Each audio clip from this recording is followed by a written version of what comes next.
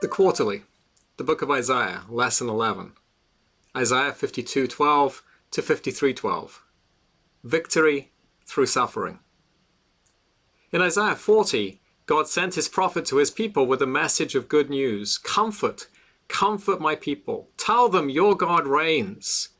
Tell them that I myself am coming to bring light into their darkness and hope into their despair.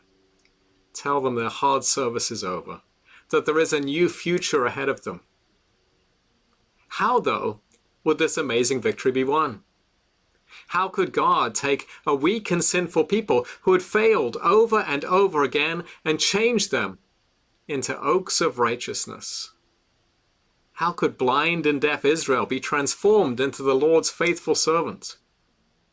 These are the questions that this passage addresses. It depicts a triumphant victory that comes through crushing pain and suffering, a glorious hope that comes through utter helplessness. The Lord wins his victory by afflicting his obedient servant in place of his people. This passage has a distinct structure that helps us to grasp its message. There are 5 stanzas of 3 verses each. Verses 13 to 15, 1 to 3, 4 to 6, 7 to 9, and 10 to 12. And they're arranged in a chiastic order around the center. In other words, stanzas 1 and 5 are parallel, both focusing on the victory of the servant. Stanzas 2 and 4 are also parallel, focusing on the realities of the servant's suffering. While the central stanza, stanza 3, shows us the crucial reason for his suffering. The passage begins with the cry, "Behold my servant," a declaration that connects this poem back to the first of the servant songs in Isaiah 42:1. In other words, the figure who appears in this account is the Lord's chosen servant, the one who faithfully does his will, who achieves his purposes. This servant will act wisely, verse 13. That is, he will act in a way that will succeed or prosper. Indeed, he will be high and lifted up. Verse 13, attributes that elsewhere in Isaiah are only applied to the Lord in chapter 6:1 and 57:15.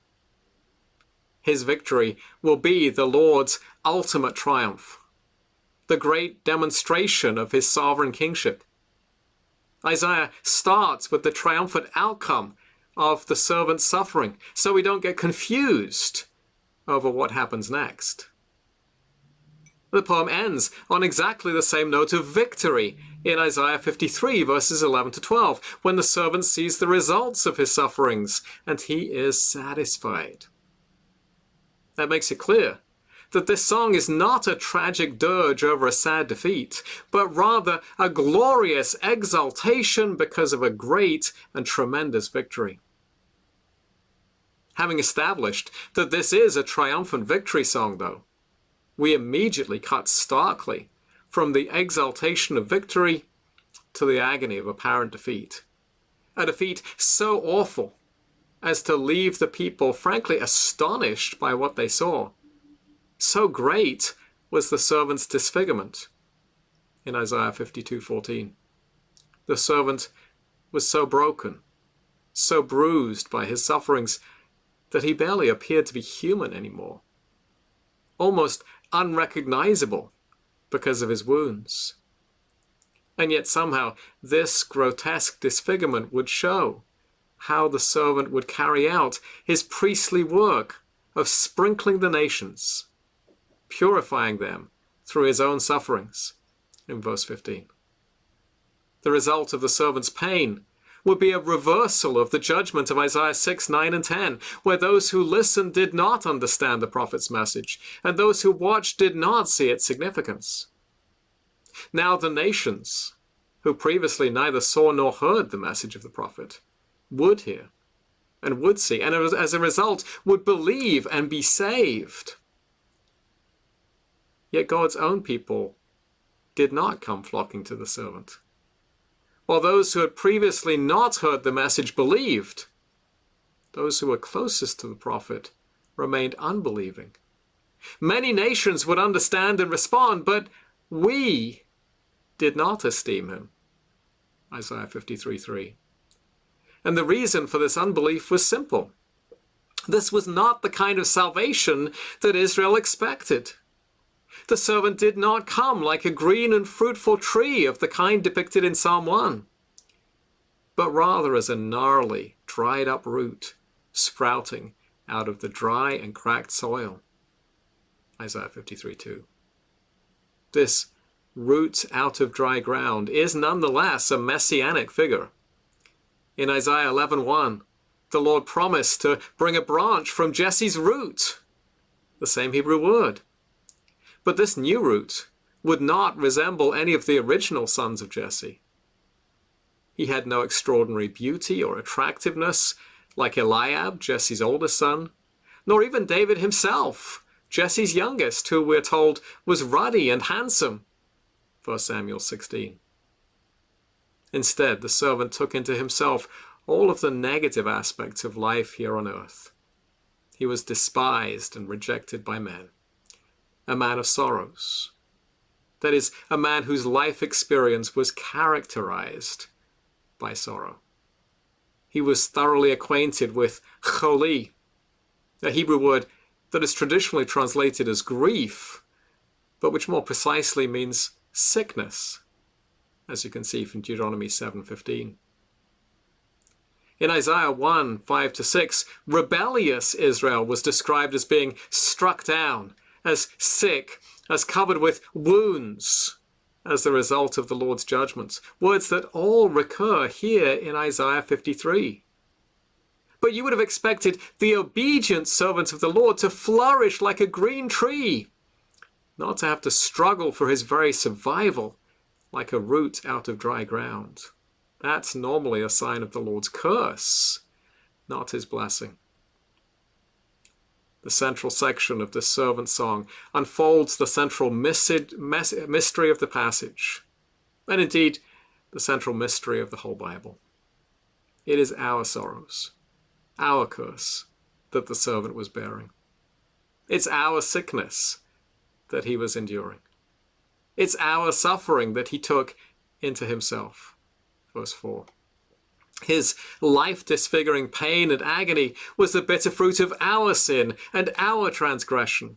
We went astray like sheep, wandering away from the still waters and green pastures, bringing ourselves into the valley of deep shadow, which ought to have been our tragic final resting place.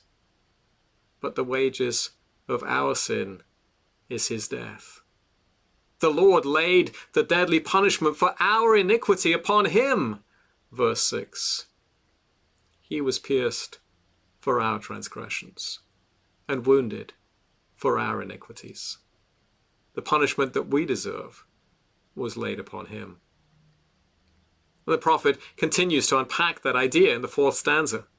We went astray like sheep, but the servant was the one who paid the sheep-like penalty. He was slaughtered like a defenseless and submissive animal, chosen to become the atoning sacrifice. Verse 7.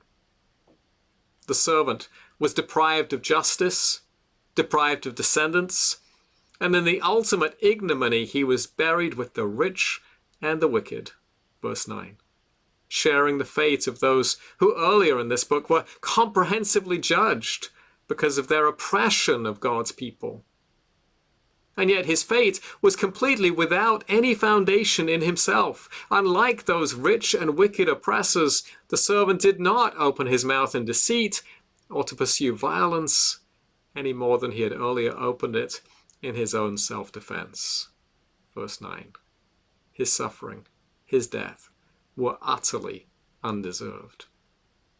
And the outcome of this undeserved suffering will be a well-deserved reward for the servant. There's a play on words in verse 10. It was the Lord's will to crush the servant, because only by doing so could the will of the Lord prosper in his hand. Yet the will of the Lord is not some cold and abstract decree. The word used for will, chafetz here, elsewhere means to be pleased, to delight. The Lord actually delighted to crush his faithful servant because he knew the incredible outcome that would result as his broken relationship with humanity would be gloriously restored. That terrible suffering on the part of the servant would lead to a tremendous salvation for all those who belong to him. Nor is it as if the servant has to wrestle these sinners to safety out of the hands of an angry God, determined to do them harm. On the contrary, the achievement of their salvation has been the Father's delight and purpose from the beginning. The servant understood precisely what all this suffering was for.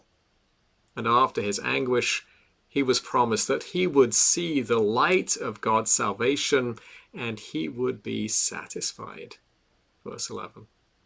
Through his knowledge, his own personal experience now of undeserved sickness, undeserved suffering, undeserved sorrow, he would make many people to be reckoned righteous and thereby to be acceptable to a holy God. Verse 11. Through his sufferings, the Lord would give the servant the inheritance that he has earned, a people for the glory of his name.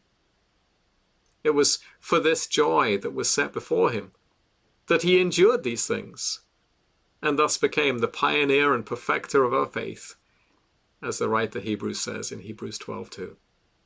He makes intercession for transgressors, whose sins he has borne in their place. Verse 12. And we know that the Father always gladly hears and answers his prayers for us. Application questions. 1. Why is it important to understand the connection between suffering and victory in the Christian life? 2. Why was it necessary for the servant to suffer for his people? 3. What is the outcome of the servant's suffering? 4. What difference does this chapter of the Bible make to your life?